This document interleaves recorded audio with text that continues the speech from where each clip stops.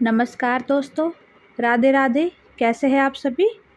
आज हम पढ़ने जा रहे हैं अपने रूप के जादू से विश्वामित्र की तपस्या भंग कर देने वाली अप्सरा मेनका की बेहद खूबसूरत बेटी शकुंतला और राजा दुष्यंत की अनोखी प्रेम कहानी। शकुंतला अपनी माँ की तरह ही रूप और यौवन की धनी थी। माता पिता के द्वारा त्याग देने के बाद शकुंतला को ऋषि कण्व अपने आश्रम में ले आए और यहीं शकुंतला पलकर बड़ी हुई। एक बार हस्तिनापुर के राजा दुष्यंत शिकार करते हुए ऋषि कण्व के आश्रम में पहुँचे।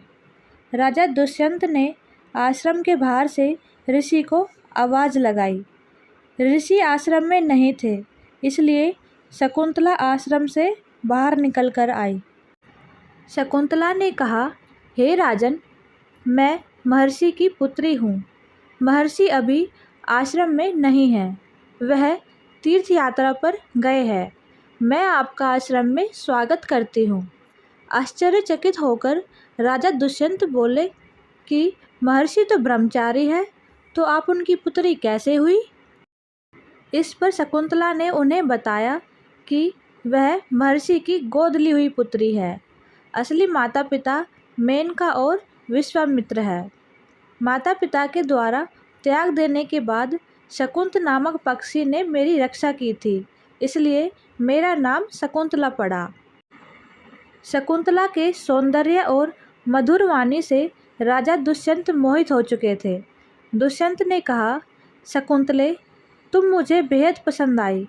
यदि तुम्हें कोई आपत्ति ना हो तो मैं तुमसे विवाह करना चाहता हूँ। शकुंतला भी दुष्यंत को पसंद करने लगी थी, इसलिए उन्होंने भी हाँ कर दी। दोनों ने गंधर्व विवाह यानी प्रेम विवाह कर लिया। कुछ समय साथ में व्यतीत करने के बाद जब दुष्यंत अपनी राजधानी हस्तिनापुर लौटने लगे तो उन्होंने लौटकर शकुंतला को अपने साथ ले जाने का वचन दिया। प्रेम के प्रतीक चिन्ह के रूप में उन्होंने अपनी राजमुद्रिका यानी कि अंगूठी शकुंतला की उंगली में पहना दी। एक दिन कण्व ऋषि के आश्रम में दुर्वासा ऋषि पधारे।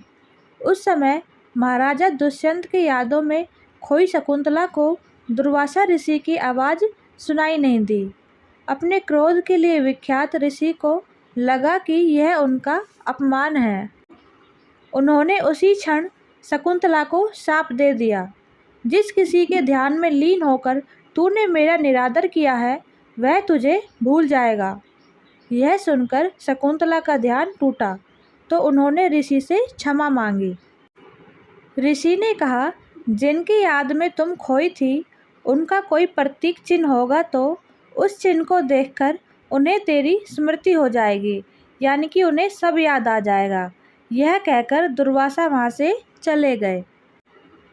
कुछ दिनों बाद जब कण्व ऋषि तीर्थ यात्रा से लौटे तो शकुंतला ने उन्हें अपने गंधर्व विवाह के बारे में बताया। यह जानकर कण्व ऋषि ने कहा, बेटी, विवाह के पश्चात कन्या को अपने पति का घर ही शोभा देता है। अब तेरे पति का घर ही तेरा घर है।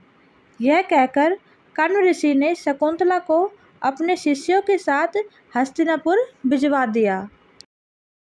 रास्ते में एक आचमन करते वक्त शकुंतला की अंगूठी पानी में गिर गई और एक मछली ने उसे निगल लिया। कण्व ऋषि के शिष्यों के साथ शकुंतला महाराज दुष्यंत के दरबार में पहुंची। दुर्वासा ऋषि के शाप के कारण दुष्यंत उन्हें भूल चुके थे। उन्हें साथ बिताए पल का कुछ भी याद नहीं था। वह शकुंतला को भला बुरा कहने लगे। उस समय शकुंतला की माता मेनका प्रकट होती है और शकुंतला को अपने साथ लेकर चली जाती है। जिस मछली ने शकुंतला की अंगूठी को निगला था, एक दिन वह मछली मछुआरे के जाल में फंस गई। जब मछुआरे ने उसे काटा तो उसके पेट से अंगूठी निकली। मछुआरे ने देखा कि यह अंगूठी तो राजमुद्रिका है, इसलिए उसे लेकर महाराज को भेंट करने राजमहल पहुंच गया। अंगूठी को देखते ही महाराज दुष्यंत को सब कुछ याद आ गया और तब उन्हें अपने किए पर पश्चाताप होने लगा और शकुंतला की तलाश में जुट गए। कुछ दिनों बाद इंद्र के बुलाने पर देव और असुर संग्राम में इंद्र की सहायता करने के लिए दुष्यंत इंद्र की नगरी अमरावती आए। संग्राम में विजय प्राप्त कर जब वह आकाश मार्ग से हस्तिनापुर लौट रहे थे तो रास्ते में उन्हें कश्यप ऋषि का आश्रम दिखा। उनके दर्शन के लिए दुष्यंत वहां रुक गए। दुष्यंत ने देखा कि कश्यप ऋषि के आश्रम में सुंदर सा बालक शेर के साथ खेल रहा है। दरअसल ये बालक कोई और नहीं, शकुंतला का पुत्र था। मेनका ने अपनी बेटी शकुंतला को उस हालत में कश्यप ऋषि के आश्रम में लाकर छोड़ा था। वहीं उसने भरत को जन्म दिया था। बालक को देखकर दुष्यंत के मन में प्रेम भाव उमड़ पड़ा। जैसे ही वह उसे गोद में उठाने के लिए आगे बढ़े, वैसे ही शकुंतला की सखी चिल्ला उठी और बोली, आप इस बालक को न छुए। उसकी भुजा में बंधा काला धागा सांप बनकर आपको डस लेगा। महाराजा दुष्यंत खुद को रोक न सके और उस बालक को गोद में उठा लिया। बालक की भुजा में बंधा काला धागा टूटकर धरती पर गिर गया। शकुंतला की सखियों को यह पता था कि बालक को जब कभी उनके पिता गोद में लेंगे तो धागा टूटकर गिर जाएगा।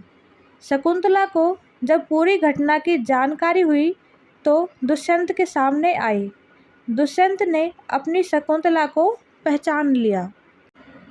राजा दुष्यंत ने शकुंतला से अपने बुरे व्यवहार की माफ़ी मांगी और कश्यप ऋषि से आज्ञा लेकर उन्हें और अपने पुत्र भरत को हस्तिनापुर ले आए। बाद में भरत प्रतापी सम्राट बने और उन्हीं के नाम पर हमारे देश का नाम भारतवर्ष हुआ। तो आपको ये कहानी कैसी लगी? अगर आपको ये वीडियो अच्छी लगी तो प्लीज़ मेरे वीडियो को लाइक करें और मेरे चैनल को सब्सक्राइब करें। देखने के लिए आपका बहुत बहुत धन्यवाद।